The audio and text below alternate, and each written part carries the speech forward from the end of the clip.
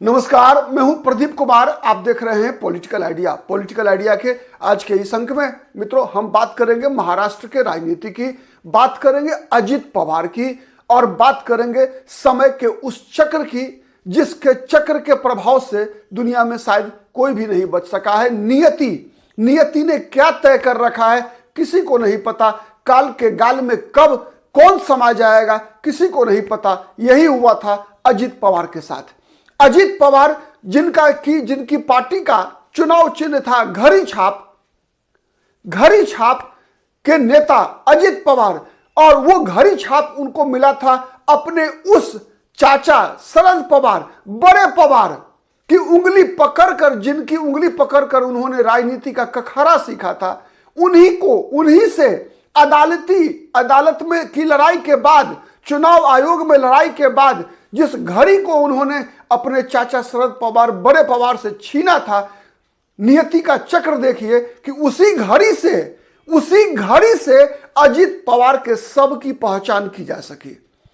दूसरा कोई ऐसी पहचान बची नहीं अजित पवार की जब उनका प्लेन क्रैश में निधन हुआ, जिससे अजित पवार के शरीर के अंश को पहचाना जा सके। केवल वो घड़ी था जिसके कारण अजित पवार के सब की पहचान हो सके। यही है राजनीति। और आज एक बार फिर महाराष्ट्र की राजनीति मित्रों उसी दोराहे पर खड़ी है जहां पर इसी पवार परिवार का अस्तित्व, मैं बात राजनीतिक अस्तित्व की कर रहा हूं, बचेगा या मिट जाएगा इसकी परीक्षा होनी है। और इस परीक्षा में एक बार फिर इसी परिवार के जिस पावर की बात हम कर रहे हैं ना, पावर, मराठा पावर, महाराष्ट्र की मराठा राजनीति के सबसे बड़े छत्रप के रूप में आजादी के बाद उभरने वाले शरद पवार के परिवार का पावर बचा रहेगा या मिट जाएगा, इस बात का फैसला निर्भर करता है शरद पवार के आकांक्षा पे। क्या शरद पवार क्या इंडिया अलायंस का मोह छोड़ पाएंगे? अगर इंडिया अलायंस का जो परिस्थितियां बनती हुई दिख रही है मित्रों अजित पवार के निधन के बाद, उसमें यदि शरद पवार ने इंडिया अलायंस का मोह बरकरार रखा, जो कि अब तक रहा है, अब तक शरद पवार इस सच्चाई को स्वीकार करने को तैयार नहीं है कि उनके लिए, उनके परिवार के लिए राजनीति में कांग्रेस के साथ मिलकर राजनीति करना अब महाराष्ट्र में संभव नहीं है।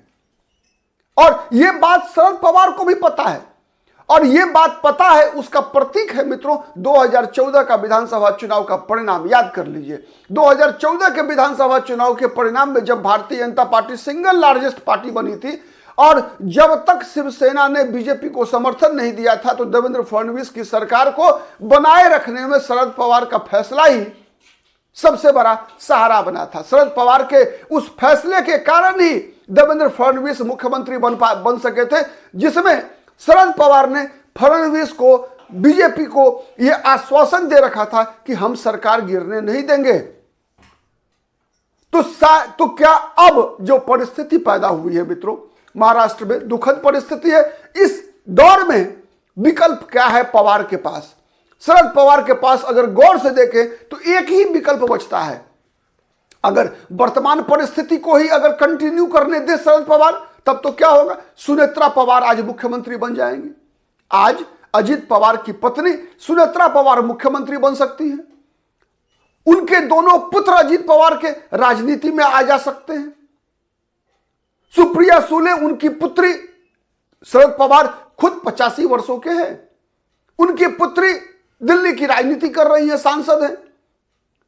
लेकिन कब तक ये पवार परिवार का पावर महाराष्ट्र की राजनीति में बरकरार रहेगा? अगर ऐसे ही बटे रहे तो आज सुनेत्रा पवार डिप्टी सीएम बन जाएंगी, लेकिन क्या सुनेत्रा पवार में वो क्षमता है कि अजित पवार की तरह वो अपने पार्टी को एकजुट रख सके? क्या सुनेत्रा पवार में ये क्षमता होगी कि प्रफुल्ल पटेल, सुनील तटकरे जैसे नेताओं के महत्वाकांक्षाओं का इस्तेमाल कर सके? छगन भुजबल जैसे घाघ राजनेता को अपने साथ बनाए रख सके? ये सब काम सुनेत्रा पवार से संभव है। इस परिस्थिति में क्या ऐसा संभव नहीं है कि ये सबके सब जो अजीत पवार गुट के 40 विधायक हैं आने वाले दिनों में भारतीय जनता पार्टी में शामिल हो जाएं? उसका एक और कारण है कि एक तो इन सभी की महत्वाकांक्षाओं को तुष्ट करते हुए साथ बनाए रखना। अभी 4 साल हुए आने वाले अगला विधानसभा चुनाव मित्रों, 4 साल तक सबको एकजुट रखना क्या सुनेत्रा पवार के लिए संभव है? एक सवाल है। दूसरा सवाल क्या है कि आने वाले दिनों में जब चुनाव होने हैं तो क्या यह सुनेत्रा पवार का चेहरा, यह पार्थ पवार का चेहरा क्या उनके लिए चुनाव जिताऊ चेहरा साबित होगा? ये दो सवाल ऐसे हैं जिसका जवाब शायद राजनीति के किसी विश्लेषकों को, राजनीति को समझने वाले किसी व्यक्ति को सुनेत्रा पवार के बारे में जो जितनी बातें अब तक पब्लिक डोमेन में है उसके अनुसार निकल कर नहीं आ रही है। आज भी सुनेत्रा पवार को कई राजनीतिक हर गतिविधि में सहारा लेकर राज्यसभा की सदस्य सुनेत्रा पवार, लेकिन क्या आपने कभी कोई भूमिका लेते हुए देखा है राज्यसभा में सुनेत्रा पवार को? नहीं। तो महाराष्ट्र की एक ऐसी राजनीतिक परिस्थिति में जब शिवसेना 2 टुकड़ों में बटा हुआ है, जब एनसीपी शरद पवार के होते हुए भी अजीत पवार ने उनकी पार्टी को तोड़ लिया, सुप्रिया सुले इसी इंतजार में बैठी हैं कि अपने अस्तित्व की रक्षा के लिए पवार परिवार की पावर को बचाए रखने के लिए हर वो यत्न करने को तैयार है सुप्रिया सुले। आपने देखा अभी स्थानीय निकाय के चुनाव के दौरान और अभी होने वाले जिला परिषद चुनावों के लिए भी किस प्रकार से ये दोनों भाई बहन सुप्रिया सुले अजीत पवार नजदीक आने का प्रयास कर रहे थे। ठीक है कि ये पूरे तरीके से मैटेरियलाइज नहीं हो सका था अब तक, लेकिन चर्चा यहां तक है, चर्चा यह भी है कि दोनों परिवारों ने, सुप्रिया सुले और अजीत पवार दोनों खेमों ने एनसीपी के सिद्धांत रूप में यह तय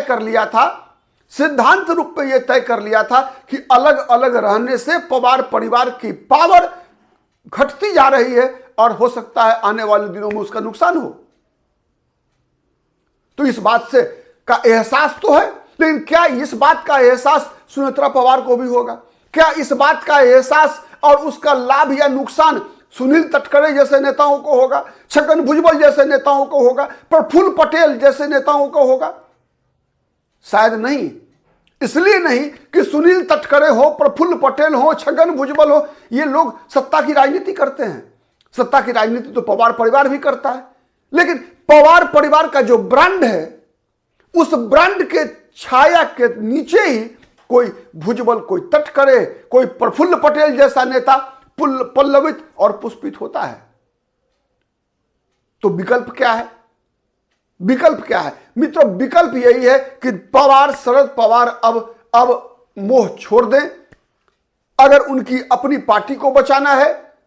क्योंकि एक और विषय है जिस बात को समझना चाहिए मित्रों कि महाराष्ट्र ही नहीं बल्कि देश के कई राज्यों की राजनीति में तीसरे ध्रुव का विकल्प लगभग सीमित होता जा रहा है। तीसरा विकल्प मुख्य भूमिका में नहीं है। हर जगह तीसरा विकल्प वोट कटवे वाली स्थिति में है। आपने देखा, कर्नाटक का उदाहरण ले लीजिए, महाराष्ट्र का पड़ोसी राज्य है, जनता दल सेकुलर, देवगौड़ा की पार्टी, अंततोगत्वा क्या परिस्थिति है आज? लगभग समाप्त होती जा रही है। परिणाम स्वरूप जेडीएस कभी बीजेपी के साथ, कभी कांग्रेस के साथ चुनाव लड़ने को बाध्य है। मतलब तीसरा मोर्चा, तीसरा ध्रुव का स्कोप खत्म होता जा रहा है, तीसरा विकल्प मिटता जा रहा है। महाराष्ट्र में भी either you are with Bharatiya Janata party और you are with against Bharatiya Janata party. तो अगेंस्ट भारतीय जनता पार्टी के जो खेमा है, उस खेमे में देखिए कि भीड़ कितनी ज्यादा है और हर दल एक दूसरे को मिटाने पे ही तुला हुआ है। बीजेपी को कम, एक दूसरे को निपटाने पर अधिक उतारू है। कांग्रेस शिवसेना उद्धव ठाकरे को निपटाने पर उतारू है, उद्धव ठाकरे की शिवसेना कांग्रेस को निपटाने पर उतारू है। एआईएमआईएम समाजवादी पार्टी जैसी पार्टियां इन दोनों पार्टियों को निपटाने पर उतारू है। तो इन परिस्थितियों में केवल एक चेहरा है शरद पवार का, बड़े पवार का, जो इस परिवार को आज भी एकजुट रख सकते हैं। पवार के साथ भी, पवार के बाद भी इस पवार परिवार की ताकत एकजुट रह सकती है, बशर्ते सबसे पहले शरद पवार यह तय कर ले कि अब इंडिया अलायंस उनको जीवन में, उनके परिवार को, उनके पावर को, उनके जाने के बाद भी, और जब तक उन्हें भगवान ने इस धरती पर रखा है तब तक उनके परिवार की ताकत को अगर बचा के रखना है तो उनके लिए इंडिया अलायंस में शायद अब विकल्प नहीं है। मैं तो कंफर्म हूं, आप कितने कंफर्म हैं कमेंट करके जरूर बताइएगा। तो शरद पवार के लिए कहीं कोई स्कोप नहीं बचा, और उसका आंकड़ा अभी संपन्न हुए स्थानीय निकाय के चुनाव और विधानसभा चुनाव का परिणाम अगर आप देखेंगे मित्रों तो उसमें स्पष्ट दिखेगा आपको।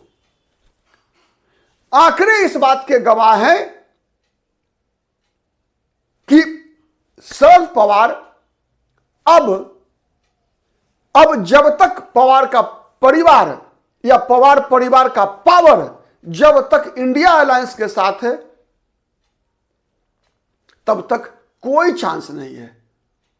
विधानसभा चुनाव का परिणाम, आप कहेंगे लोकसभा चुनाव के परिणाम में क्या हुआ, उसका भी जवाब सुन लीजिए। मैंने पहले भी कहा है, लोकसभा चुनाव में मित्रों एक ऐसी परिस्थिति उत्पन्न हुई थी जब भारतीय जनता पार्टी के कुछ नेताओं ने, विशेषकर उसी इलाके के नेताओं ने, कर्नाटक के, महाराष्ट्र के कई नेताओं ने कहा कि अब की बार 400 पार, अब की बार 400 पार, मतलब अनंत हेगड़े जैसे नेताओं ने कहा कि हम भारत के संविधान को बदलना चाहते हैं।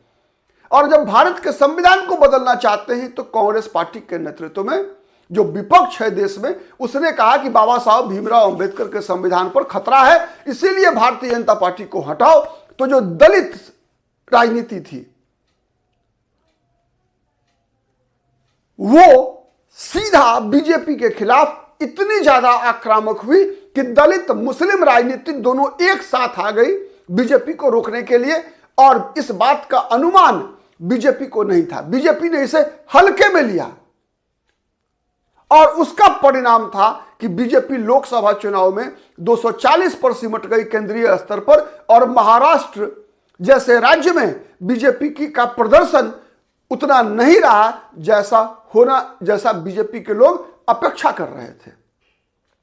तो इसीलिए अब चलिए आते हैं मुद्दे पर। अंतोगत्वा जो परिस्थितियां हैं मित्रों महाराष्ट्र में, उसमें क्या चाहिए? 3 चीजें चाहिए पवार परिवार को। एक तो सत्ता चाहिए महाराष्ट्र का, केंद्रीय राजनीति में हिस्सेदारी चाहिए।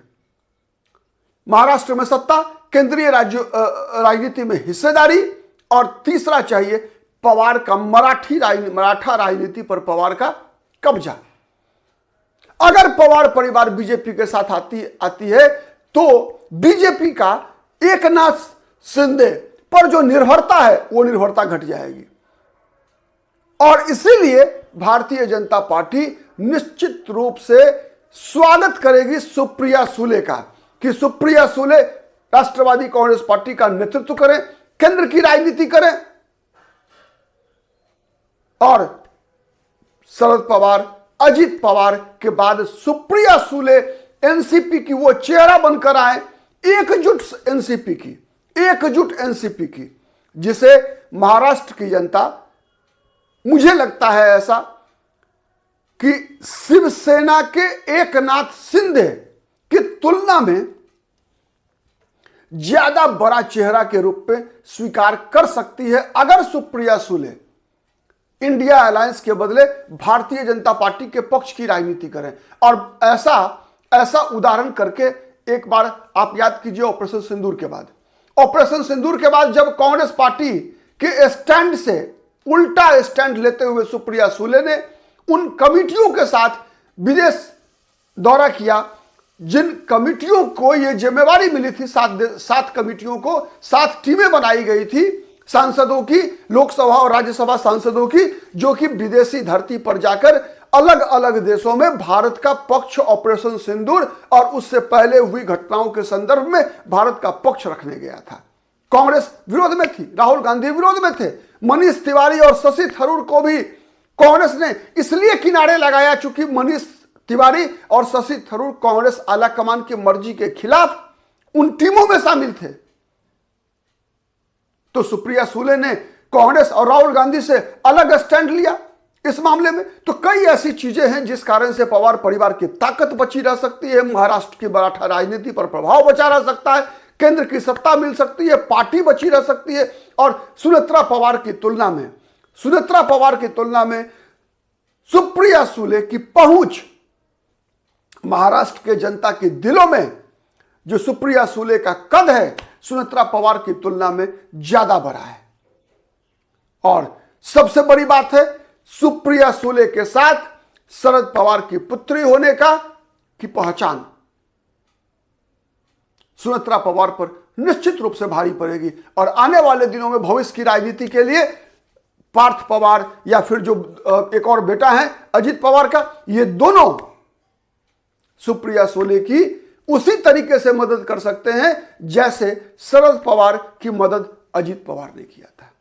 आप क्या सोचते हैं कमेंट करके बताइएगा। आज के लिए इतना ही। बहुत बहुत धन्यवाद। नमस्कार।